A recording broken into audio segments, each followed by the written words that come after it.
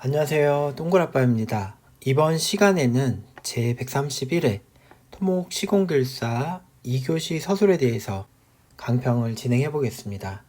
동글아빠의 강평 내용과 그리고 서브 노트를 기준으로 수험자분들 자기만의 답안을 한번 구상해 보시고 이어서는 자기화, 본인의 차별화를 만드셔서 합격의 자료로 활용하시면 가장 좋겠습니다. 이어서 바로 진행해 보겠습니다.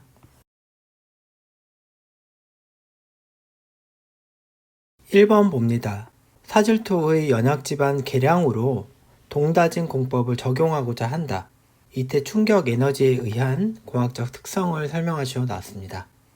문제는 한 문제인데 충격 에너지에 대한 공학적 특성 한 가지만을 물어봤습니다. 그럼 물어본 문제에 대해서 충분히 기술하고 엑스트라를 잘 가져가는 것이 문제에 대한 좋은 기술 방향이라고 생각해 주시면 되겠습니다. 캡처해온 서브노트 자료를 기준으로 보도록 하겠습니다. 동다짐의 메커니즘 보시면 물어본 사질토 부분이 나옵니다. 충격 에너지, 그러니까 여기 아래의 개요도를 보시면은 동다짐 추를 이렇게 충격하게 되면은 우선 가장 먼저 피파가 지중속으로 이동하게 되고 그 피파는 간극수압을 증가시키면서 입자를 이완시키는 역할을 합니다. 이어서 지표에 발생하는 레일리파와 피파가 지나간 이후에 발생되는 S파, 횡방향파는 위의 내용입니다. S파와 레일리파는 흐트러진 입자를 조밀한 입자로 재배열하는 공학적 특성이 있다. 지금 설명드린 이 부분은 어떻게 보면은 거동입니다. 그러니까 공학적 특성 중에 일부, 거동이라고 보시면 되고 이 부분은 문제에서 반드시 들어가야 될 부분입니다. 반면 점성토는 순간 하중 시 과잉 간극 수압이 발생되고 집안의 할열 파괴, 이렇게 쪼개지는 파괴가 발생된 이후에 과잉 간극 수압이 솟아내면서 유용력이 증가되는 원리인데 이 부분은 엑스트라로 가져가시면 좋겠습니다. 그리고 왼쪽 아랫부분을 보시면은 좌측에 P파와 S파 그리고 레일리파에 대해서 나와 있는데 파의 전달 방향이라든지 에너지량 이런 부분들을 답안 이렇게 기술하실 때 같이 곁들여서 내용을 추가해 주시면은 조금 더 좋은 답안 형태가 되겠으니까 참고해 주시면 됩니다. 그러면 이후에 어떤 엑스트라를 가져가냐, 그게 이제 가장 관건이 될 텐데, 동글아빠가 생각하기는 동다진 공법의 시공 순서와 그리고 시공시 고려사항 이렇게 한 가지 나올 수 있고, 이어서는 공법의 전반적인 특징, 그리고 동다짐의 간격과 추의 무게를 결정하는 그리고 횟수 등을 결정하는 설계 방법을 쓸 수 있고 동다짐의 시공에 따른 지방거동 특성을 쓸 수 있을 것 같습니다.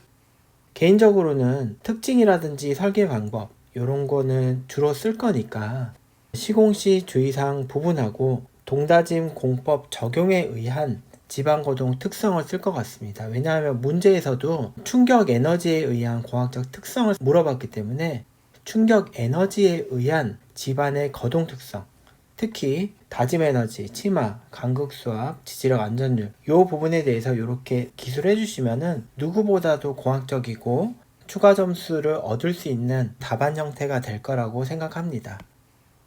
1번 여기까지 보겠습니다. 2번 봅니다.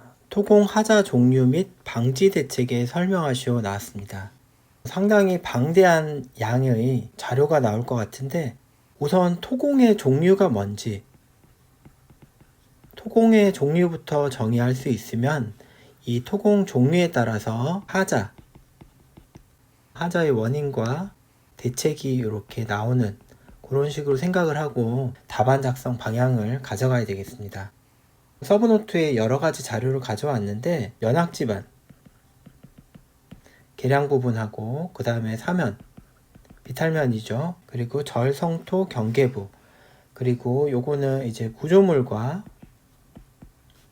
집안 경계부, 마지막은 도로 확폭부 시공 이런 부분인데 크게는 이 정도 생각할 수 있겠습니다. 영역집안 성토, 사면, 경계부, 구조물 집안, 확폭부 시공 등으로 구분을 하고 여기에서 나올 수 있는 하자의 종류와 방지 대책에 대해서 차근차근 진행해 주시면 되는데 그러면 대표적인 하자 종류에 대해서 말씀을 드려보겠습니다.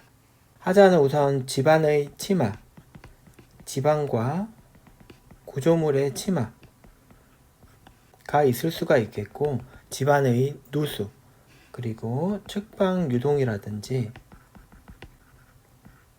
특히 구조물 집안 같은 경우는 단차, 그리고 유수에 접하는 부분은 쇄골, 침식 등이 발생될 수 있겠고 마찬가지로 변형도 발생될 수 있고 여러 가지가 있을 수 있겠습니다.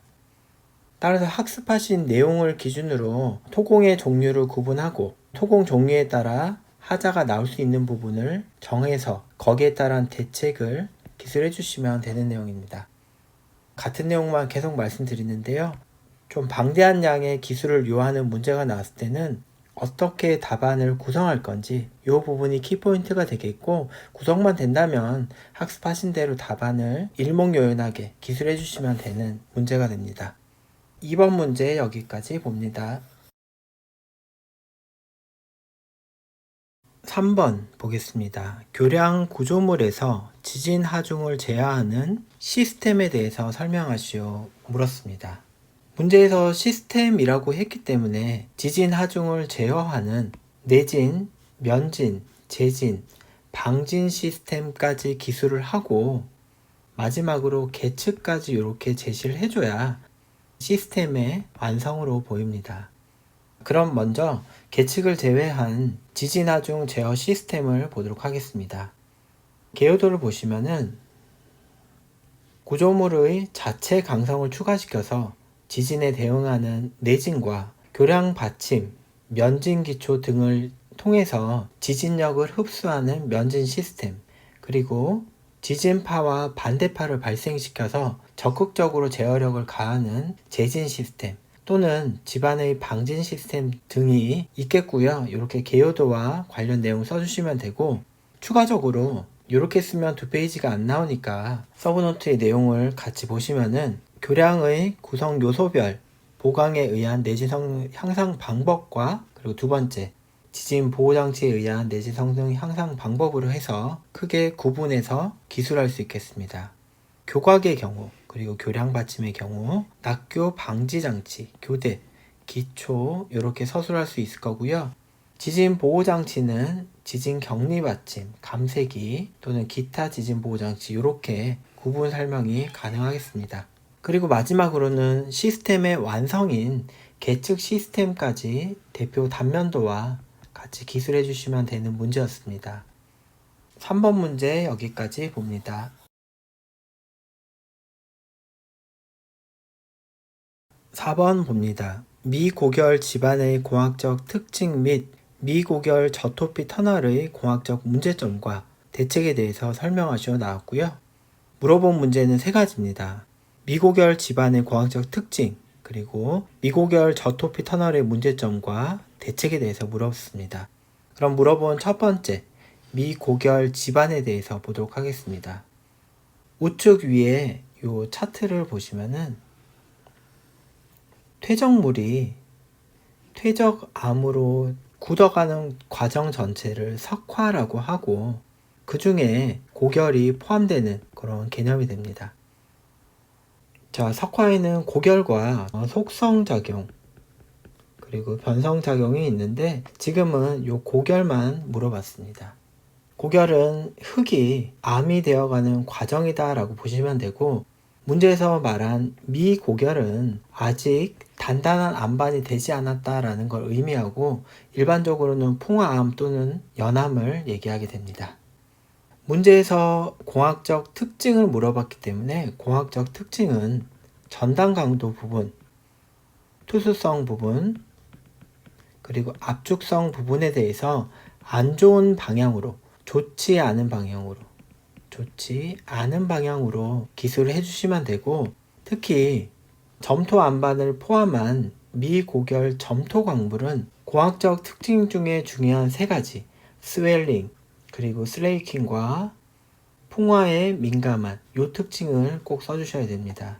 그래서 스웰링과 슬레이킹, 풍화 이런 개요도와 같이 참고해서 보시고 터널 얘기를 쓰기 전에 이 부분을 꼭 쓰는 게 중요한 포인트였다라고 봐주시면 됩니다. 이어서 두 번째는 물어본 문제입니다. 저토피 터널 공사 시 붕괴 원인. 붕괴 원인인데 문제점과 같이 써주시면 되고요. 나머지 이제 물어본 세 번째 보강 방법은 이 내용과 같이 써주시면 되는데 지금 제시해드린 자료는 붕괴 원인인데 이 부분의 개요도와 내용을 활용해서 어떠한 문제점이 생기는지 써주시면 됩니다. 특히 치마 부분, 토사 유출, 그리고 하중 과다로 인한 치마, 그리고 변형 부분 이렇게 써주시면 되는데 붕괴라든지 변형, 그리고 집안의 치마, 누수 이런 부분을 문제점으로 써주시면 됩니다. 마지막 대책 부분인데 지금 제시해드린 거는 보강 공법입니다. 이 흐름을 가지고 가시려면은 집안조사 방법, 저토피 터널의 계획 시 집안조사, 그리고 굴착 공법을 어떻게 할 건지, 그리고 제시해드린 보강 공법, 그리고 마지막으로 계측은 어떻게 수행할 건지 여기까지 써주셔야 되는 문제였고 일반적인 문제였지만 써야 될 내용은 많았던 난이도가 있는 문제였다 생각됩니다. 4번 문제 여기까지 봅니다. 5번 봅니다. 하상유지공의 분류와 시공시 유의사항에 대해서 설명하시오. 우측의 자료를 보면서 말씀드리겠습니다. 하상유지공은 크게 규모에 따른 분류가 가능하고 그리고 구성 요소별로 구분이 가능합니다. 첫 번째로 규모에 대한 분류는 낙차공과 대공 그리고 경사 낙차공으로 구분이 가능하고 낙차공 내부의 상세 내용을 보시면은 바닥보호공 그리고 본체공, 물바지공 이렇게 나오고 고수부지에 가면은 밑다진공과 호환, 고수부지 호환공 등이 나옵니다. 아래 대공도 보시면 본체하고 바닥공, 그리고 밑다진공, 보호공, 호환 이렇게 나오고 경사 낙차공은 다음과 같습니다. 하상유지공의 구성 요소로는 크게 바닥보호공이 있고 바닥보호공은 상류, 하류와 구분됩니다. 그리고 본체공이 있는데 본체공은 낙차공과 대공을 포함하게 되고 몰바지공이 있습니다. 말씀드린 세 가지를 3대 주요 요소 세 가지다 이렇게 설명합니다.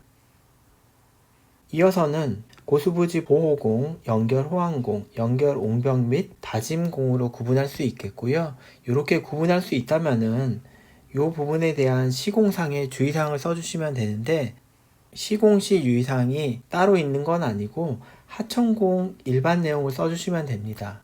재료를 어떻게 할 건지, 그리고 설계시, 그리고 시공시, 그리고 유지관리시 이 부분에 대해서 플로차트로 흐름에 따라서 답안을 기술해 주시면 되는 문제가 되겠습니다. 5번 문제 여기까지 보겠습니다.